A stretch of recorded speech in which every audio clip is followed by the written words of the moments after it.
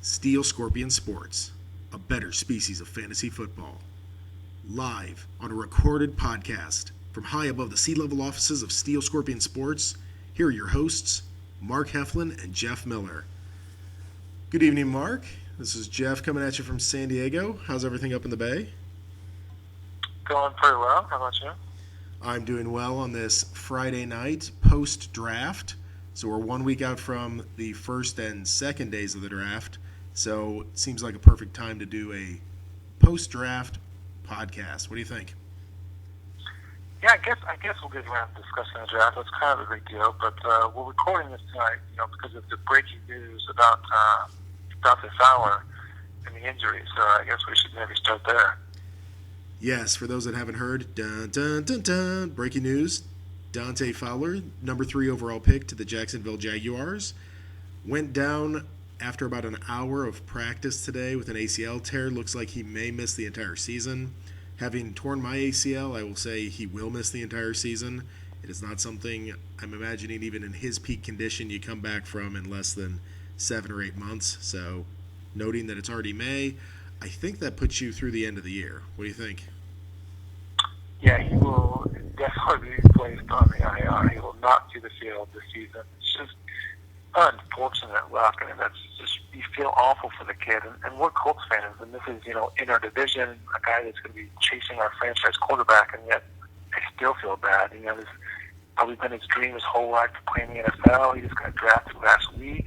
He's the number 3 overall pick. He's got down the field with his first practice, and in the first hour, and I saw the video, it didn't even look that bad. It's just, the ball gets snapped, and he starts to rush towards the quarterback, and just, I guess, takes the wrong step or plants his foot wrong, and down he goes. Yeah, and that's the crazy thing. You and I have thought about this previously. Any one little domino that falls differently, and this doesn't happen. If he gets drafted by any other team, he's not injured, his career is on a whole different path, the Jags have somebody different in camp, this could actually end up costing their coach his job because they haven't performed great the last couple years, and he was going to be the big addition on defense that was going to help them over the top, chase Andrew Luck down, Bortles develop some more. This could really hurt them, and it's just one freak accident like that, and it changes everything in a split second. Yeah, I'm no scientist or astrophysicist or whatever it would require to be to understand exactly the full effects of something like the butterfly effect, but would this be kind of an example of that, like all the ripples that are going to happen to the league because of this one injury? Yes, parabolic theory is in definite effect here, so good call on that.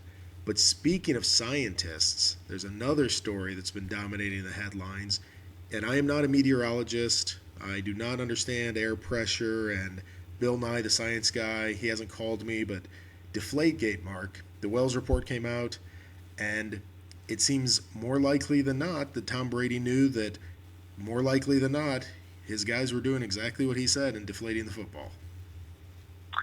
Yeah, it's definitely, I guess at the same time, not too damning of Brady because there's no like concrete specific evidence, but at the same time, when you read everything that it talks about, the fact that, or some of his lies that he said he didn't even know who this McNally character is, even though he's been the locker room attendant for 32 years. So Brady obviously knows who he was. There was texts where McNally is referring to things that Brady told him and that he was disappointed in the pressure of the balls. And, so from that standpoint, it is pretty damning because even though there's nothing concrete, it is pretty clear that Brady had an idea of what was going on and was, asking specifically for the balls to be at a certain level. Yeah, when you hear people like Damian Woody on ESPN, who used to play with Tom, say that they believe that not only did he know about it, but he instructed them, because no way in the Patriots organization would 2 attendants go rogue and do this on their own. And I completely believe that. If you worked under Tom Brady, under Bill Belichick, there's no way you're doing this without at least some instruction, right? Yeah, for sure. And the other thing was, apparently, there were no phone conversations between Brady and it was either McNally or the other guy. There was 2 guys for the 6 months leading up to this whole thing, and then after this whole thing broke, they had 6 phone conversations in the span of like a day or day and a half, which that right there is obviously pretty suspicious as well. Yeah, I think the big point of this whole thing is, did they gain an advantage? Probably not. Once the balls were replaced, Brady decimated the Colts. Wasn't going to change the outcome. Brady's a great QB. Did he probably instruct them? Yes, he did. I think anyone with reasonable objectivity would say yes, Tom Brady probably did, and he probably knew this was happening. I think that what's going to kill him here, and may end up getting him suspended, is that he lied about it. Had he come clean the day after and said, hey, listen, I told him to deflate him towards the bottom end, right at that 12.5. I love it at 12.5. They went a little further than that, it looks like, and with the atmospheric conditions, blah, blah, blah, blah, blah. He could have probably gotten away with that. Maybe he had a fine, maybe nothing. Maybe just a warning, hey, don't, we're going to keep checking you now. And this would be over. Instead, he went into denial mode. Oh, I would never do anything like that. I don't know. I don't even know these guys. Who are you talking about? This guy that's worked here for 32 years, and this other guy who I have phone conversations with, today, tomorrow, the next day. I've exchanged text messages with. It's just come clean. You could have made up a story and it would have sounded better. Now I think there's going to be a suspension involved. And isn't that going to be great for that opening Thursday night football game? Yeah, well, he'll probably be suspended. We already know that Le'Veon Bell is going to be suspended. We know that Leonard Blunt's going to be suspended. So we're going to have Jimmy Garoppolo versus Ben Roethlisberger, and then we're going to have Jonas Gray versus D'Angelo Williams at running back.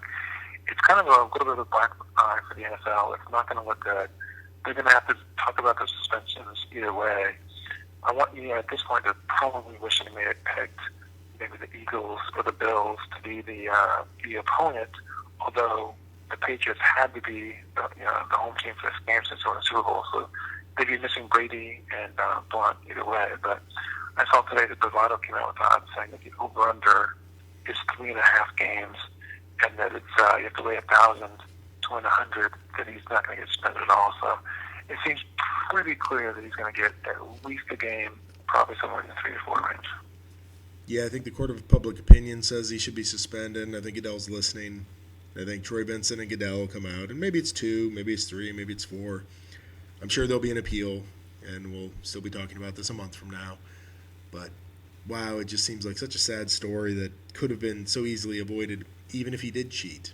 So, and I think most of us that are objective, that aren't Brady haters or Brady lovers, if you just look at this from the outside, yeah, it seems like all those text messages and all the circumstantial evidence, it points to, yes, he did something here.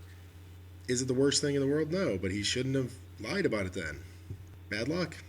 So with that, Mark, let's really turn our focus, though, to the important activities from the NFL in the last week, and that, of course, is the NFL Draft. One of the highlights of the offseason, if not the highlight of the offseason. I know you sit on your couch, remote in hand, popcorn next to you, maybe a pizza somewhere in the nearby vicinity for 3 straight days, and just watch players that you've watched in college go to teams and try and figure out, both from a NFL standpoint, how it's going to impact the true records, and also from a fantasy standpoint, how it's going to impact things.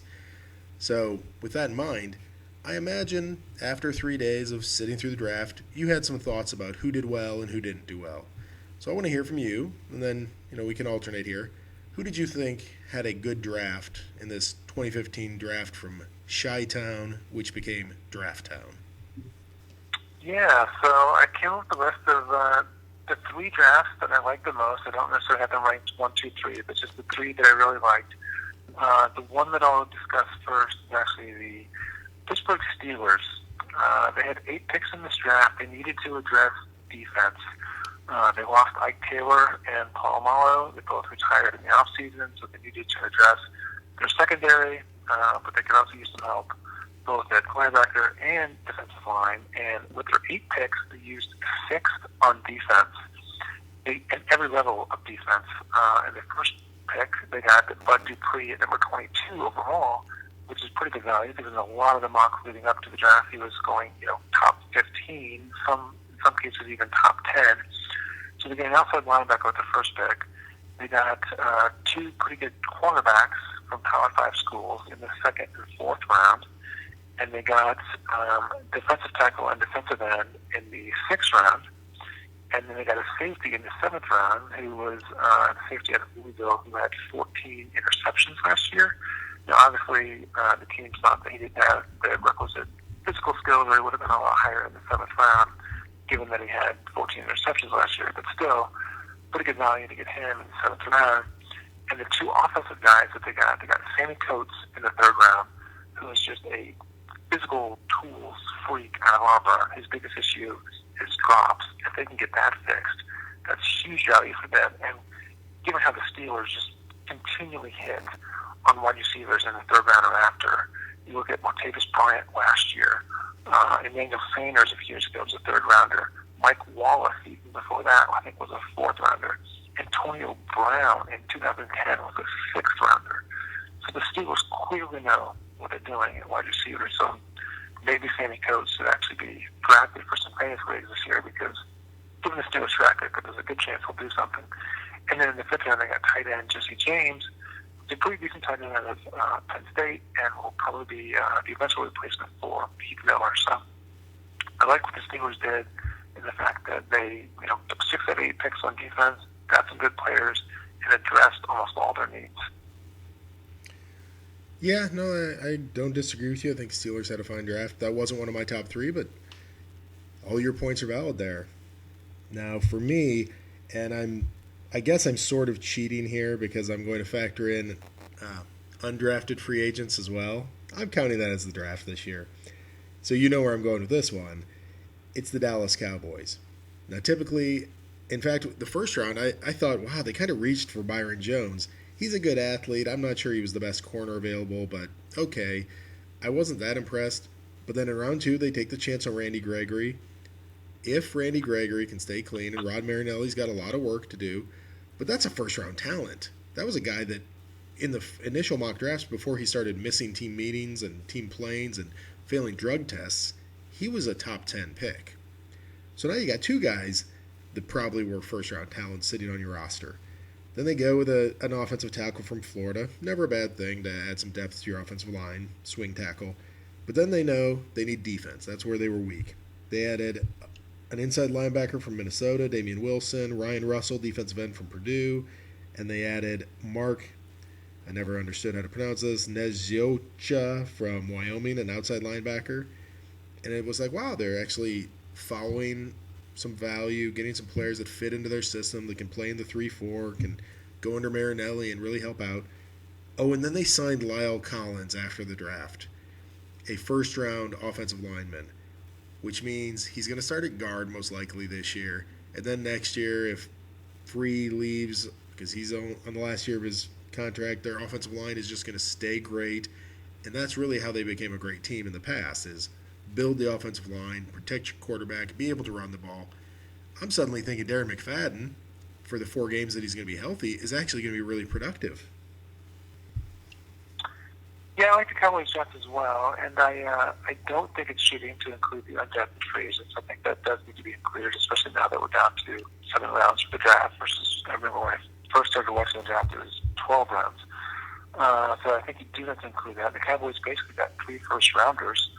They got Byron Jones, their actual first-rounder, Randy Gregory, who, like you said, fell to late second round, but not for a few issues. He was going in the first round, and pretty much every mock draft before that, and then, of course, Lyle Collins with his situation. So pretty good value there. Then, like you said, they didn't address running back situation at all. We'll see if that comes back to haunt them later. They definitely had plenty of opportunities that they could have taken one, and for some reason, they're going to roll with McFadden, Randall, Dunbar, and Williams. So we'll see how that works out. Well, I did hear Stephen Jones after the draft, and he even brought up the Patriots' example of they found a running back in the middle of the year that they rode to the Super Bowl with LeGarrette Blount. Now, do I believe that happens every year? No. And is he just covering himself? Yes. But it is possible. There'll be running backs that get freed up here after training camps and such. And if your offensive line is as good as the Cowboys, it may just be a matter of putting a guy back there and you can get at least 1,000 yards out of him. Yeah, and like you said, the people that are cut during training camp, and there's other players like Noshawn Moreno, look pretty, 2 years ago, he had a pretty good season with the Broncos, and then last year, he basically just played one game with the Dolphins before he went down. But in that one game, he averaged over 5 yards a carry and looked pretty decent. So, he's coming off of, I think it was a ACL injury that he had. But if he's ready in September or October or whenever it is, maybe they give him a look. Maybe they give Chris Johnson a look. Or if he's recently lobbying to be signed. So they'll probably find somebody after Darren McFadden gets injured in, say, week 4. So I don't think they'll be too bad off, but at the same time, they could have gotten a pretty decent running back. I mean, Jeremy Langford went in the 4th round, David Cobb went in the 5th round, Jay Ajayi went in the 5th round. So they passed on some pretty decent running backs that they had a chance to get. Certainly did. Maybe they'll trade for Adrian Peterson. Who knows? What is your second draft class? My second one, and I'm going to mention that I did not include pre-draft trades in my rankings. I noticed that Mel Kiper had the Seahawks with his number 1 draft grade, and he was including the acquisition of Jimmy Graham as part of that. I am looking strictly at the players that were acquired in the draft. For my second one, I have the Baltimore Ravens. Maybe this is a layup to include the Ravens because Ozzie Newsome has a pretty darn good track record. But if you look at his top 3 picks, he got Rashad Perriman in the 1st round. Fell all the way to 26, by the way, even though he was going much higher in most mock drafts. And he pretty much replaces he loses Torrey Smith. He replaces him with a younger, faster version of Rashad Perriman. He loses Owen Daniels to the Broncos, and Dennis Pitta has hip issues and might never play again. Then in late 2nd round, he gets Max Williams, who is pretty much universally regarded as the top tight end in this draft. And then they traded Haloti Ngata to the Lions, and they get Carl Davis, defensive tackle out of Iowa, late in the 3rd round, another guy that was projected to go much higher than that. I could stop right there and say that's a good draft. They got good value. They filled their top 3 needs on the team. But then even beyond that, they got a good defensive end out of Kentucky. They got Buck Allen, running back out of USC in the 4th round. He may be their eventual running back of the future. Justin Forsett, I think, is around 29 or 30. He's not going to be there that much longer. And then they picked up a 2nd tight end in the 5th round, Nick Boyle, more of a blocking tight end. So he's got Max Williams, his receiving tight end. Nick Boyle is blocking tight end. And he got an underrated receiver out of Georgia Tech, Darren Waller, in the 6th round. So they just really liked what he did and filled a lot of their needs and got good value up and down the board. All right, well, you just stole one of the 3 I had. I'll replace it with my 4th-ranked team. But I agree with you. Ravens, great job. And I'm glad you brought up some of those later picks. I thought Zadarius Smith from Kentucky fits perfectly with their scheme. He's a powerful, set-the-edge kind of guy. He's going to be great for them. And I also like that Darren Waller pick, the Georgia Tech wide receiver. He's 6'6", played in the Georgia Tech option attack. He's kind of fast. There was another guy that came out of Georgia Tech a few years ago that was, not that highly thought of because they don't throw the ball that much. They run the option. That didn't turn out too badly. Georgia Tech's produced a couple of decent receivers. Of course, I'm speaking of Calvin Johnson and Demarius Thomas. Oh, I was going to go Stephen Hill, but sure, those guys are good too. Yeah, Stephen Hill. I think he was the next in the line of, except for not very good. So no, but I think Waller's going to be a great player. I shouldn't say great player. I think he's a great fit for what they need. And I think everything else that Ozzie does always works. But since you stole the Ravens from me, I will switch tactics now, and I will go with another team I really liked was the Giants. Now, they didn't have a ton of picks. They only ended up with 6 picks. But I looked at what the Giants did. Eric Flowers in the 1st round, they needed to protect Eli Manning because when they're good, Manning has time to throw and they can rush the passer. Those are the 2 things they did to win 2 Super Bowls. Flowers might not have been as highly ranked as some offensive tackles, but they really liked him. I think that's a fit. I'm okay with that. What I really like then, in the 2nd round, they move up and they get Landon Collins. This is the best safety in the draft, according to most people. Safety was a weakness for them. I even saw a mock maybe a month before the draft that said maybe the Giants will take him in the 1st round at 9. No, they took him at 33. So I think that worked out pretty well. Then If you're the Giants, what do? You try and get after the quarterback. They go with double O. That's right. Omagbi Odigina. Don't ever make me pronounce that again. Defensive end from UCLA. He actually had a really high second round grade. They got him in the third round. Then they get another safety, Michaeli Thompson from Texas. They finally, they throw a developmental receiver in there, Jeremy Davis from Connecticut, and they throw a guard from Florida State in there at the end. They get a couple guys on the offensive line. They get a defensive lineman. They get a couple safeties, wide receiver. Those are the pieces I think that really help the Giants. It's just what they needed. They could have used one more corner, but you can find corners in the undrafted free agents. I think they did sign some in the we'll see if that works out for them. But really, build up the offensive line to protect Eli because he needs to be able to have time to throw down the field to Odell Beckham, to Victor Cruz, to Shane Vereen now out of the backfield. And I think there's a lot to like about the Giants after they address those needs. I'm going to have to disagree with you on this one. I only came up with a list of my top 3, but I think even if I had come up with a list of my top 10, they may not have made the cut. I think they probably wanted Brandon Sheriff at number 9. He went off the board with the Redskins at number 5, so then I felt like they reached Eric Flowers at 9. They may have really liked him, but on most people's boards, I think he was more in the 20s range. And then Raymond Collins is, one of the top safeties in the draft. I was hoping that the Colts would take him. But they did have to trade up 7 spots to get in, so they did have to give away some picks there, leaving them with only 6 picks in the draft. And then I do like Odighizuwa out of UCLA, but beyond that, I don't like their draft as much as you do. And that's the beauty of drafts. It doesn't matter what we both think. In 3 years, we'll know whether or not any of these players are any good. Very true. All right, so what is your last of the top 3 that you liked? The last one, mine were all actually in the AFC this time. So I liked what the Jaguars did.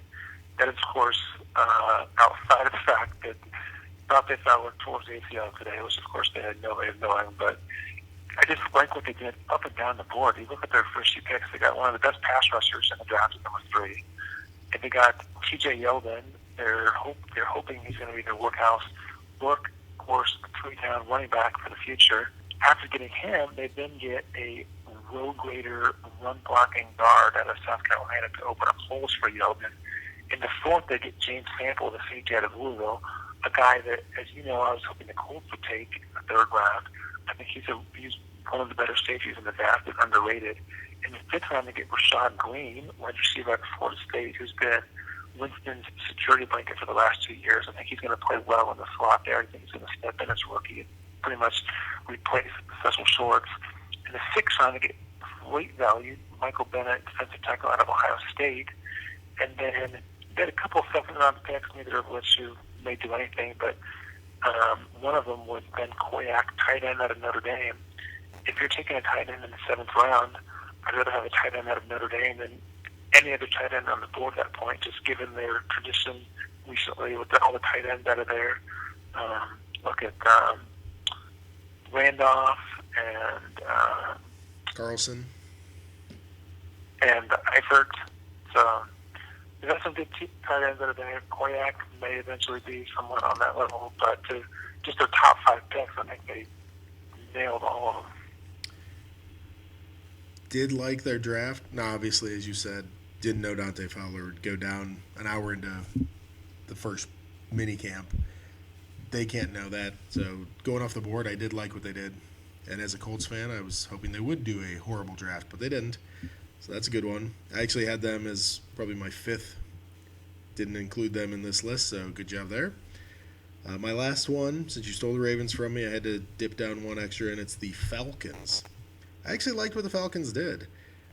At 8, they got Vic Beasley. I thought there was a chance he might be gone before they got to pick 8 because they really needed a guy that could rush the passer. Vic Beasley, probably the best pure pass rusher in this draft. Might not hold up against the run, but really fast, quick off the ball. I think that's really what they needed. 2nd round, they get Jalen Collins.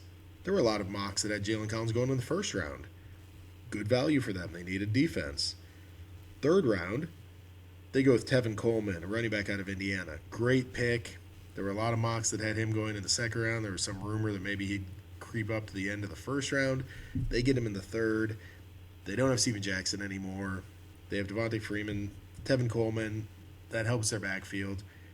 Fourth round, they go with Justin Hardy, a wide receiver out of East Carolina. Great college career for East Carolina. Roddy White's not getting any younger. They lost their slot receiver. Maybe this is the future for them. That's great. Then what I really loved, those last couple were good. The fifth round, they get Grady Jarrett out of Clemson. I had seen Grady Jarrett being graded as early second round. There were some injury concerns apparently that pushed him down, but not enough to keep him from getting drafted. In the fifth round, if he comes back as what he played at in college, they're getting a huge value there. And then they shorted up with an offensive tackle and another DB in the seventh round. So, up and down the board, I thought the Falcons had a lot of holes. They could use an upgrade in talent, and I thought, wow, the first 4 or 5 picks there really upgrade their talent. Yeah, I agree with you on that one, actually. My fourth and fifth in some order probably would have been the Bears and the Falcons. So I did like what the Falcons did. They got some good players there and filled some holes. Yeah, so there you go. Top 3 for both of us, even though you stole the Ravens from me, so it's my top 4. But great draft again. I will say it was interesting. The first night wasn't as intrigued, partly because there wasn't that much action. There was all that build-up that we were going to see a big trade or something could happen with Mariota at number 2 and Philly, and there were all sorts of rumors. And I'd say it probably went as according to plan as it could have for the first dozen picks. I mean, maybe Washington taking a tackle at 5 is a little surprising, but not that surprising. There just weren't that many first-round surprises. I will say to me, Mark, one of the biggest surprises was when the Raiders came on the board at number 4. They didn't take what I expected, and this clearly proves that Al Davis is no longer with us and not running their draft board from beyond the grave. They drafted a wide receiver, and it wasn't the fastest wide receiver in the draft. It wasn't the flashiest wide receiver in the draft. It happened to be the best wide receiver in the draft, which is never what Oakland does. So clearly Reggie McKenzie is in control, and Al Davis, rest his soul, is no longer with us. Yeah, I noticed that. If Davis was there, they definitely would have taken Kevin White. He was more of a physical freak. He had a faster 40 time than Cooper. And so ironically, of course, given that Davis would have taken White and instead they took Cooper, then you can probably bet that White will end up now having a better career than Cooper. Though I will say, I would have also taken Cooper in that spot. I think he's definitely safer. I think he's almost bust-proof. He may not end up being the best wide receiver out of this draft class, but I also think that he has almost no chance of failing. True. Can't disagree with you there, and I thought Cooper was a safe pick. You pair him up with your rookie quarterback from last year, Carr, going into his second year. Now he's got his weapon. They had Khalil Mack last year on the defensive line. The Raiders draft wasn't horrible, so it's always surprising because in the past you would have just laughed off the Raiders drafts, but the last couple, McKenzie clearly is in charge there, and they're trying to do something. It's going to take a long time because they were coming from so far down. I mean, a couple of years ago, there was just no talent on the roster. So the fact that they've gone a couple drafts in a row where you didn't laugh hysterically at every draft pick is pretty good, right? Yeah, they might even actually win 6 or 7 games this year. Now, let's not go crazy. Let's really dial it back a notch, Mark, and let's hope that they just break 5. We'll see. One of the things people mentioned on the Raiders draft too is that there were rumors that they weren't necessarily completely sold that Latavius Murray is the answer, and maybe he's not. But they didn't take any running backs in the draft, so they seem content to let Latavius Murray probably be the first and second down back. You've got Roy Halou as a pretty good third down back, and then for any situations where they need 1.3 yards, they've got Trent Richardson to bring in. So they're pretty set there. They're set. And it's funny because they're set after getting rid of Darren McFadden. They still didn't feel like they needed a running back. The Cowboys picked up Darren McFadden as their starter and apparently didn't think they needed a running back either. So there you go. Apparently, the Yeah. Raiders and Cowboys, the Run DMC factor came in, and they're both happy that either they don't have him or they do have him. So take that with whatever grain of salt you need to. And speaking of running backs, what is Cleveland doing? They drafted Terrence West in either the third or fourth round last year. They signed Isaiah Crowell as an undrafted free agent. They both do, and they had Ben Tate last year, by the way, who was their free agent signing.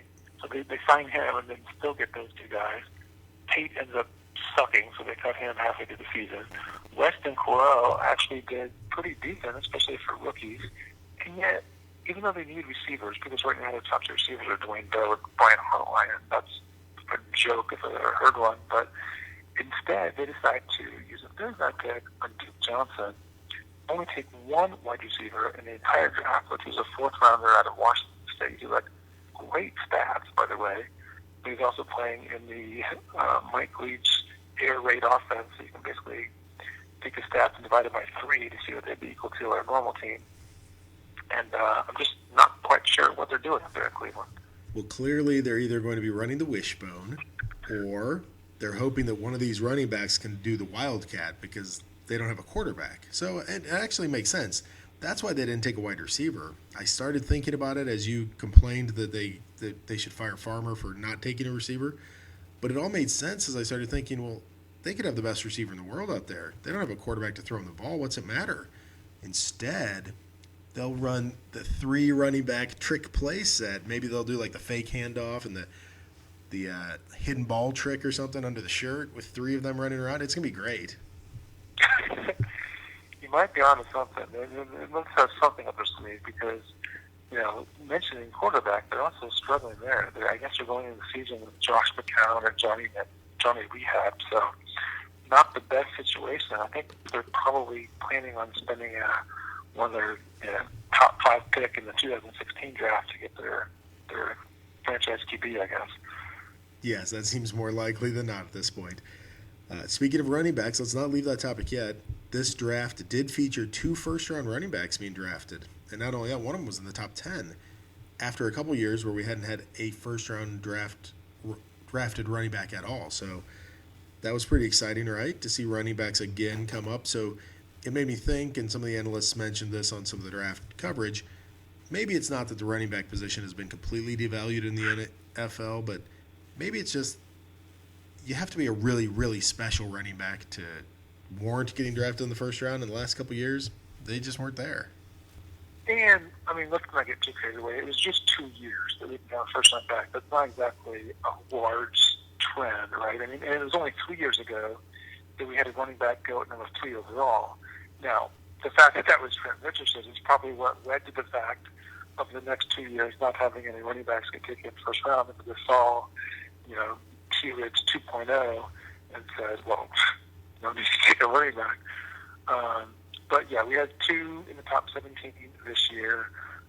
As of right now, I think it looks like we're going to have 2 running backs in the first round next year. Ezekiel Elliott, if he comes out of Ohio State, and Derrick Henry out of Alabama, both look like first-round talent. So it wasn't any kind of long-term trend. It was just 2 years.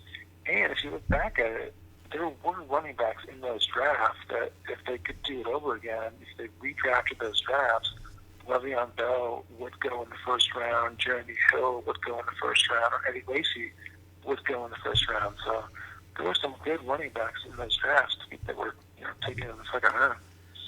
Mark, in this new Twitter age, 2 years ago is forever ago. 2 years ago, Twitter didn't even exist, did it? I don't remember tweeting 2 years ago. So no, 2 years ago, it's a huge trend. Stop with your rationality. I guess that's true. In the Twitterized instant gratification society that we have today, 2 years ago, they have to be the same as built in a couple years ago. So that's right. If I asked you what was the greatest NFL draft ever, you better answer the 2015 draft, because I can't even remember beyond this year.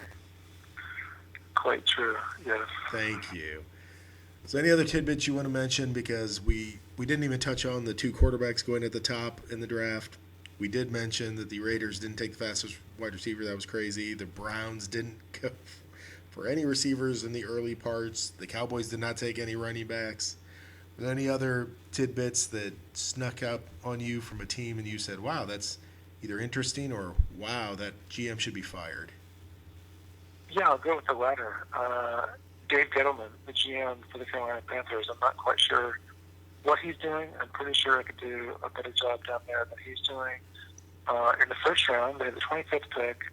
They took Shaq Thompson, linebacker from Washington. He's a good player, don't get me wrong. But given the position he plays, he probably would have been there in the second round. I think what happened was, in the reports that I've read, they were looking at DJ Humphries, offensive tackle out of Florida, and they do need to give more help to Cam Newton. They do need to upgrade that line. But he went to pick right before them to Arizona.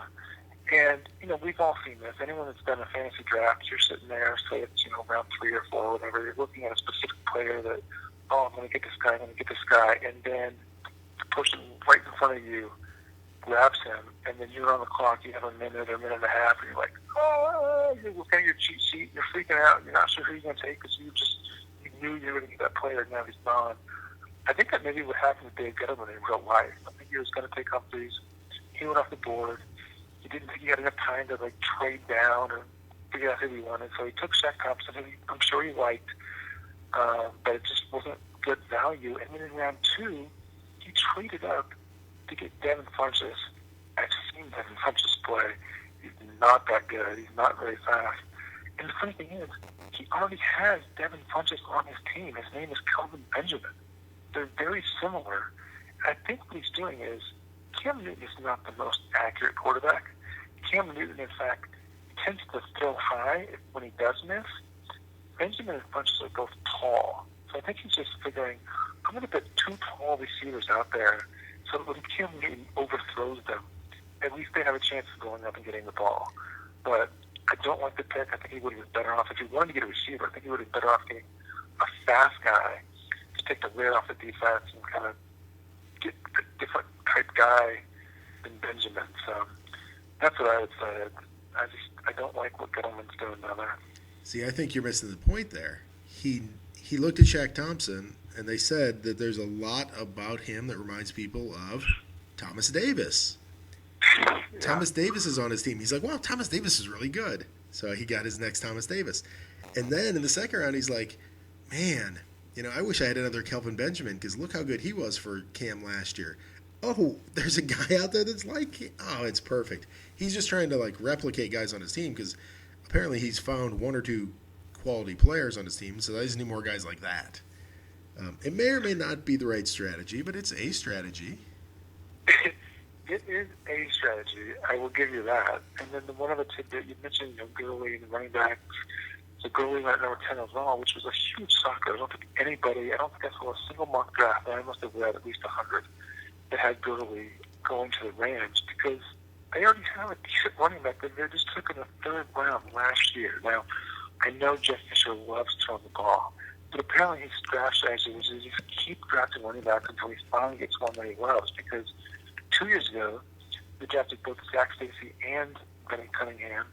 Then last year, they took Trey Mason in the 3rd round. He was decent. He wasn't, all pro or anything, but he wasn't bad. And then they take Todd Gurley at number 10 this year. They immediately trade Zach Stacy after he tweets, yikes. So he's gone now. But they still have Mason to back him up. Trey Mason pretty much lost almost all of his fantasy value. Well, I guess maybe he'll have some for the first 5 or 6 weeks if they ease Gurley into the team. But, Gurley seems to be at least the workhorse that Jeff Fisher has been looking for. He had Eddie George for all his years in Tennessee, and I think he's hoping that Todd Gurley is his new Eddie George. Yes, it was surprising, and as you said, I don't think any mocks had Gurley going to the Rams. I saw a lot of Gurley going to the Dolphins. I even saw 1 or 2 where Gurley went to the Giants, but I never saw the Rams, so that was a surprise, but interesting. You're right, Jeff Fisher loves to run, so that must have played into it. Well, good for him. Now he has multiple running backs he can use, although there's no one to block for them because he passed on a blocker. And maybe, like you said before with Gettleman, maybe Fisher's sitting there and maybe they really wanted an offensive lineman, but 2 offensive linemen did go in the top 10. Maybe those were the 2 they had targeted, and Flowers went right in front of them. maybe he got stuck on that too, and he was like, well, the best player on our board, it doesn't fit our need, but best player on the board is Todd Gurley. Let's do it. But he did end up taking 3 offensive tackles after that. So 3 of his next 4 picks after Gurley were offensive tackle, QB, offensive tackle. So he did get some guys to open up some lanes for Gurley and or Mason for the first few weeks, I guess. And then also got Sean Mannion out of Oregon State, who might be the starting QB in St. Louis as early as next year. Foles just has 1 year left on his contract and may not be the answer there. Well, they need that offensive line to keep Foles upright, too. He's not very mobile, so they also gave him a ton of sacks last year, so you would have thought addressing the offensive line would be good. Yeah. Okay, and the only other tidbit I wanted to bring up is that watching the draft is terribly fun, but watching the draft with Chris Berman is annoying. I cannot stand the fact that they still have Chris Berman on the coverage. That, in fact, and you and I may have had a conversation offline about this, the second day when they bring in Wingo and they have McShay and Kuiper, it's actually fun. It's like young and fun and hip. The first day, it's unbearable. I will not watch the ESPN coverage on the first day. If it's on, I mute that. I have the volume on the NFL Network. And I don't know if you have any thoughts about that, but man, I love watching the draft. It's exciting. You get to see where all these people go. I cry when the Colts take people like Philip Dorsett instead of defense, but whatever. But I cry to the NFL Network's coverage because I can't stand listening to Chris Berman. Well, you're preaching to the choir on this one. I haven't been able to stand Chris Berman for a long, long time. Like maybe 20 years ago when I was much younger and he was getting all the cool nicknames to the players and during baseball highlights back when I used to be a baseball fan. But now he's just so annoying. He's so over the top. Like you said, like day 2 is much better when Traylon goes in there. The only good thing from day 1 this year was that Ray Lewis wasn't on the set. Lewis was in there instead, so that was an improvement. But I definitely look forward to the day when Chris Berman finally retires. All right, well, then enough about the draft. We'll end on that downer from the official draft coverage.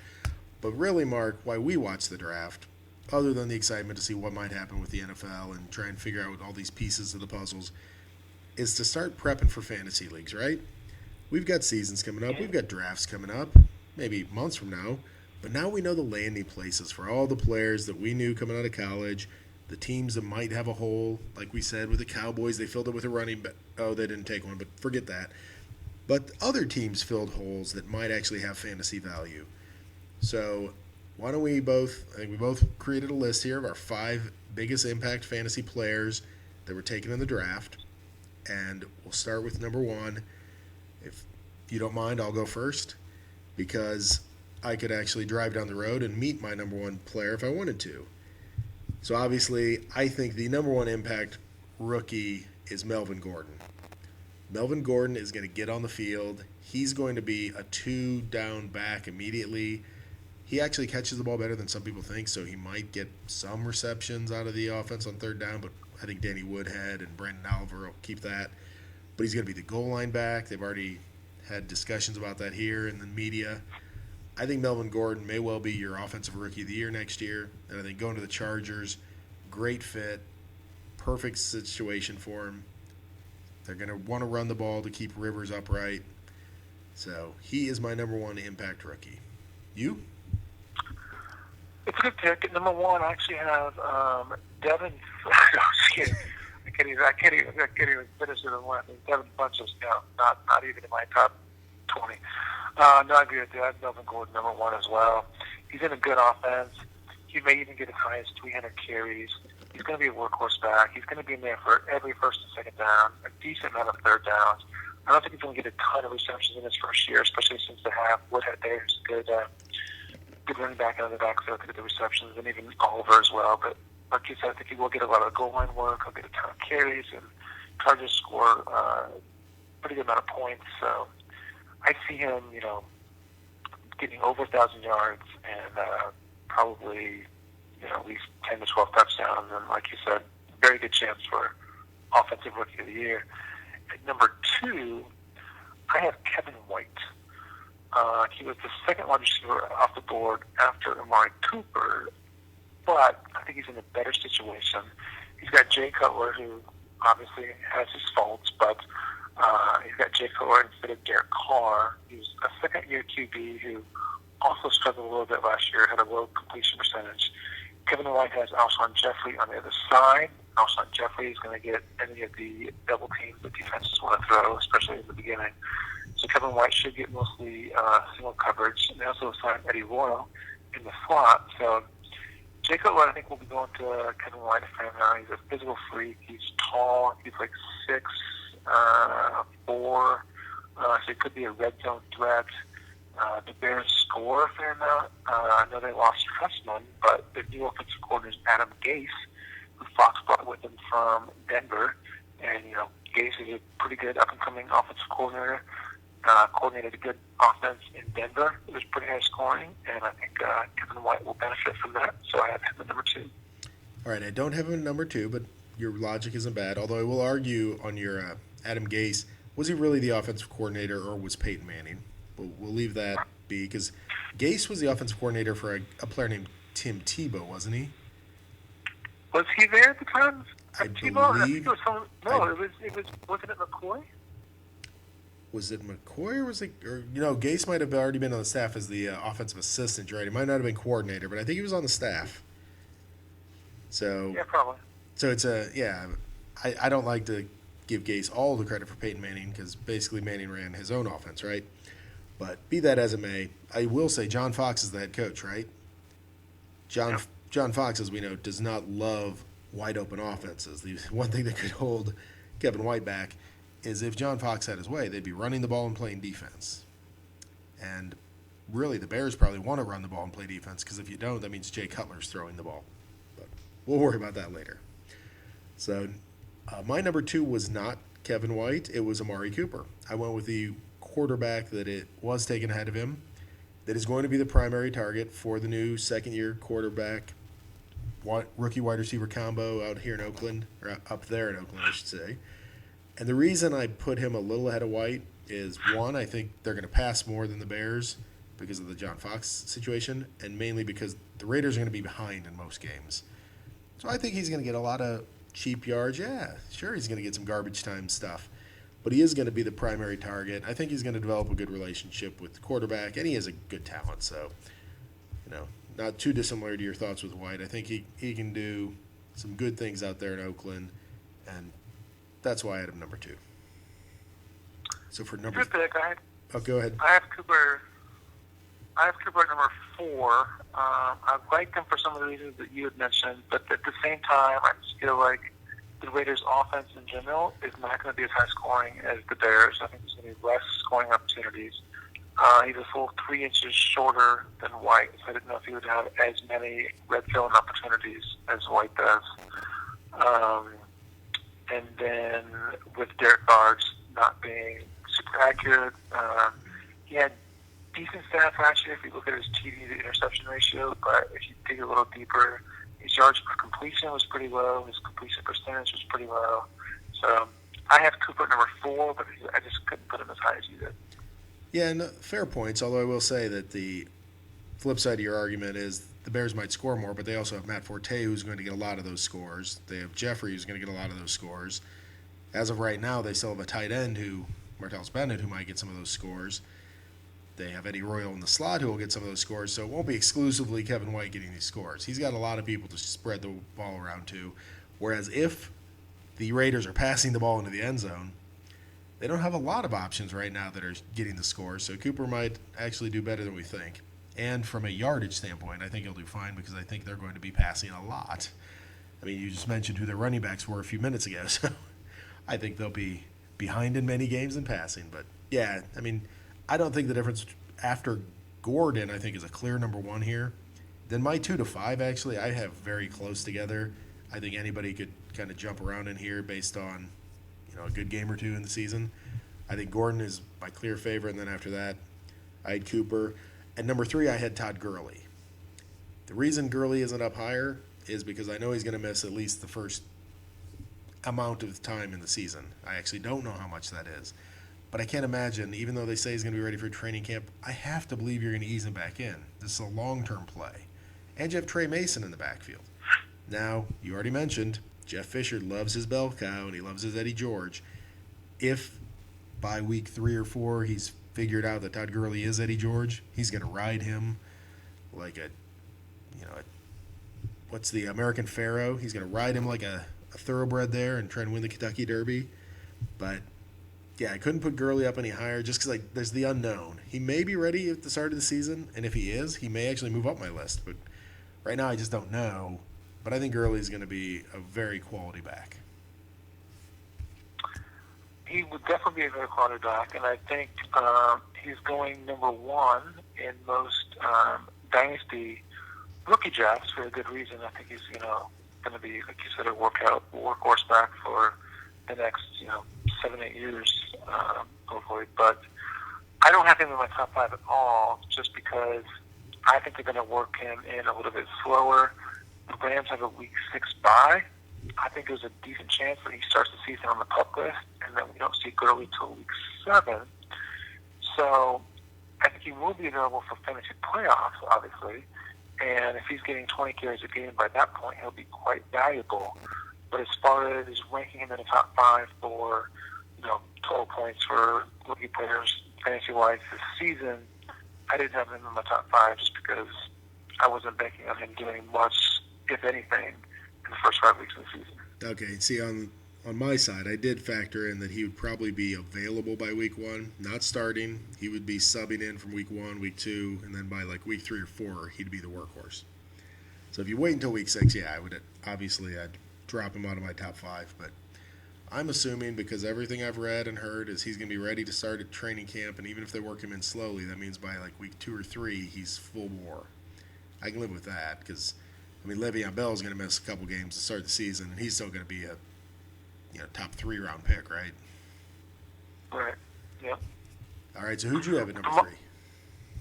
For my number 3, I had Nelson Aguilar, who went to the Eagles. He's basically going to step into the Jeremy Maclin role. Funny enough, he had a lot of comparisons to Maclin before he even got drafted by the Eagles.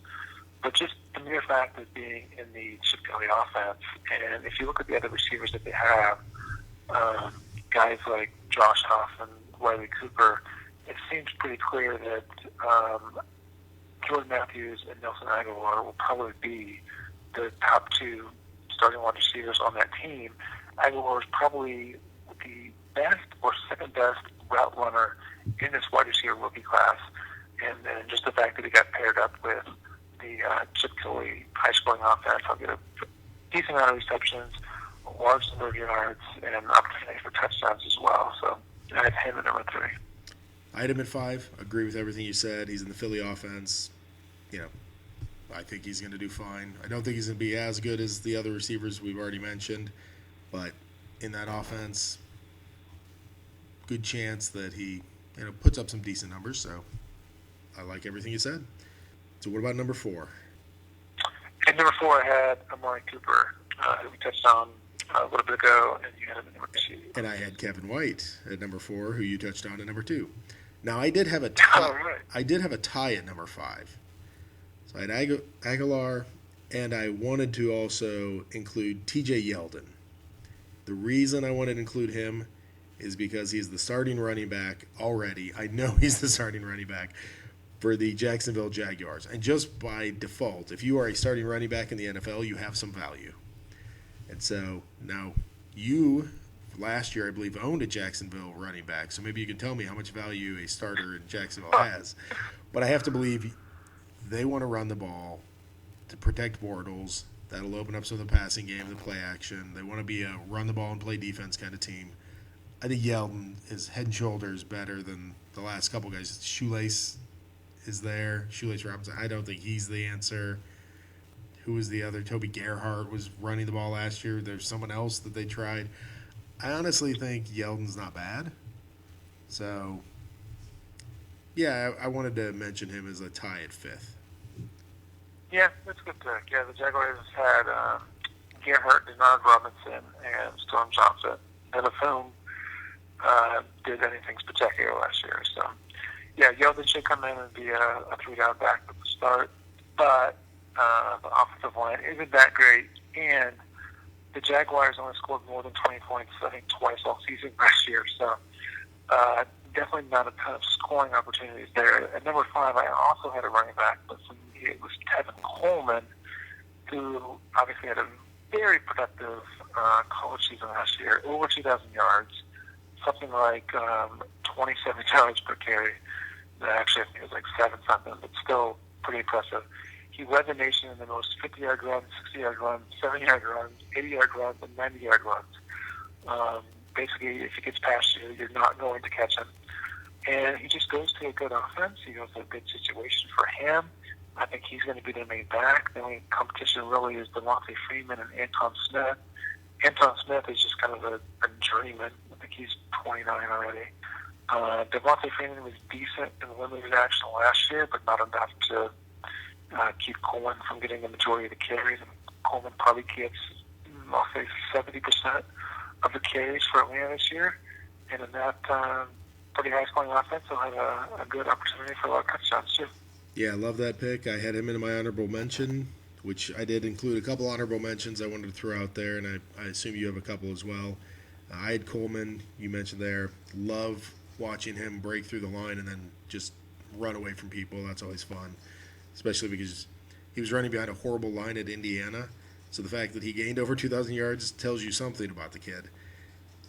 Also, I did like Miami picking up Devontae Parker. I thought they needed a receiver. That's going to help with, Tannehill's either going to make or break this year, right? I think Parker's going to get a good chance there. Not as good as the other receivers we talked about earlier, but I think he still has a chance to be a decent weapon. And then an interesting one, and it completely will depend on the quarterback play, is Dorial Green-Beckham. If Marcus Mariota is a pro quarterback, I think Dorial Green-Beckham is going to be a great receiver for him. If Mariota has accuracy problems or can't do what people want him to do, can't throw it down the field, can't read defenses, I don't care who you have out there running routes, it won't matter. Yeah, I think DGB is a classic boomer bust candidate. I think he could end up being the next Randy Moss at the high end. And the low end is situations like Justin Blackmon and Josh Gordon, where he is suspended for an entire year or more because he does something stupid. So, yeah, it's hard to say what we'll see from him this year, especially being paired with a rookie quarterback. I like Devontae Parker. I think Ken has a lot of weapons to spread it around to, with Kenny Stills and Jarvis Landry and Jordan Cameron and Greg Jennings. So I think in time he'll be a really good receiver. I think he'll probably be a solid number 1 receiver within a couple of years. In his rookie season, I'm not sure how much we can expect from him. Rashad Perriman is another one. He was a first-round pick for the Ravens. Kind of fills the Torrey Smith role. I think he's going to have some games where he has, 3 catches for 120 yards and 2 touchdowns, which you will love for your fantasy team. And then I think he'll also have some weeks where he has, 3 catches for 27 yards and no touchdowns, and you won't like those weeks at all. So, he's kind of one of those deep threats that he may have some games where he catches some long balls and others where he doesn't. A couple more that I'll throw out. I like Jalen Strong in Houston. He'll step in as the number 2, where DeAndre Hopkins will have most of the defensive attention. And then a sleeper that I'll throw out there, David Cobb. 5th-round pick from the Titans. I've mentioned before, I've written on the site, Bishop Sankey did not do anything at all to impress me last year. And I don't think he impressed Whittingham or the coaches there either. He's a plotter. He didn't do much. I think there's at least a 20% chance that Cobb is the starter by week 2 or 3, and maybe as high as a 50% chance that David Cobb is the starter by week 7 or 8 when they're tired of seeing Bishop Sankey run for 3 yards of carry. So there's a name to keep out there. You'll be able to get him fairly cheap in redraft leagues. You can target him, well late into the draft. So that's a name to keep in mind. And then Devin Funchess I have ranked, I think, number 36 on my list. Oh, that's too bad because I was going to just say I had a couple sleepers too. Amir Abdullah, running back for the Lions. They got rid of Reggie Bush. They did like to run the ball some. So, again, like you said with Cobb, he may overtake Bell at some point during the season. You can get him really late in the draft. Keep that in mind. And then I heard good things about Duke Johnson and Devin Funchess. Is that right? Did you give? You told me you really liked the drafting of Duke Johnson and Devin Funchess. So I wrote that down. I'm going to own no piece of the Cleveland backfield because they have three decent running backs, and I would never know to start on any given week. It's almost like they're trying to form the next New England. Maybe that's what they're looking at New England and saying, oh, they have a situation where they have all these running backs. We'll just try to copy that and maybe we'll win a Super Bowl, which will not work for them. So, yeah, I will own. In fact, you know what? I'm going to go out on a limb and say I'm going to own no Cleveland Browns whatsoever. I don't want McCown or Menzel. I sure as hell don't want Bo or Hartline. And like I just said, I don't want any other running backs either. So, no Browns for me this year. Well, I think they're really missing the point, though. If they're going to try and be like the Patriots with the backfield, they also need to deflate the football. So McCown or Manziel needs to really work with the equipment guys, right? So that's how you win Super Bowls, deflating footballs and having multiple running backs that none of them are that great, and you never know who's going to do what. So they've got it. And kind of a nondescript wide receiver core usually, right? They've really built themselves to be just like the Patriots on offense, except there seems to be something missing. I can't put my finger on it. Well, you go ahead and put your money on the Browns over, and let me know how that works out for you. All right. Well, we'll talk about that later. So, with that, Mark, I think that wraps up. That was my last sleeper. And no, I wasn't serious about Duke Johnson or about Devin Funchess, although I love Devin Funchess as a name. Not as a player, and not where he was drafted, but hey, as a name, Devin Funchess is fun. It's like Funyuns. I mean, isn't that great? That's just a good word. It is a fun name, I'll give you that. There you go. So good for you, Devin, friend of the podcast. So anything else you want to add from our rookie conversation here, Mark? Because I think I've exhausted any other sleepers I could possibly find. Yeah, I mentioned Sammy Coates earlier, just from what Pittsburgh has done with their wide receivers in the draft. Pretty impressive track record. The only other one I'll throw out there, this is more from the dynasty perspective. I don't think he'll do much this year, but I like Chicago getting Jeremy Langford in the 4th round. Matt Forte is 29 years old. I think he turns 30 during the season, and he's on the last year of his contract.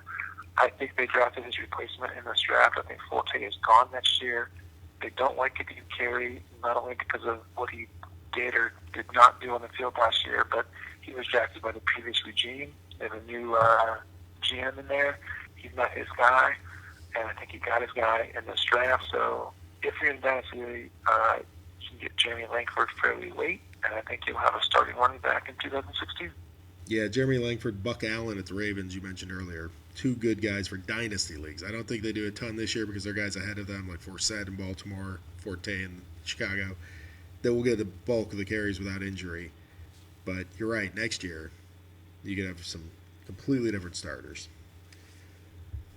So with that, I think it is time to wrap up another podcast. So I think, Mark, we'll come back in a few weeks, 2-3 weeks from now, check back everybody. We'll have our over-under podcast. Once all the over and unders are released in the next week or two, we'll come back, we'll break it down, we'll let you know where we think our money might be going on our next trip to Vegas, of course, where gambling is legal. And we will dissect then the meanings of what the sports books think of each team by the overs and unders. And last year, Mark, I think there was that funny point where the overs actually added up to more wins than were possible. So that's always a good thing to see, is that the American public clearly has such a positive thought for their team that they can't see that Vegas is taking advantage of them. Yeah, there's 256 max possible wins. Like, that is the max. And you can actually have less than that if you have ties, like we had last year. There were only 255 wins. And yet the over-unders usually add up to somewhere around 262, sometimes even 263. So something to keep in mind. And I look forward to that podcast. It's going to be one of my favorite ones of the year. That's right. And while you're waiting for that podcast, check out our site, steelscorpionsports.com, a better species of fantasy football. You can learn more about mulligans, multipliers, the all-play format. You can join one of our leagues. Make note to go from the $50 all the way to the $1,000 league. So reserve your spots today and make sure that as you plan out your 2015 fantasy football season, you keep Steel Scorpion Sports in mind. With that, I'll sign off from San Diego. I'm Jeff Miller. Signing off from San Jose, I'm Mark Eflin. We'll talk to you later, sports fans.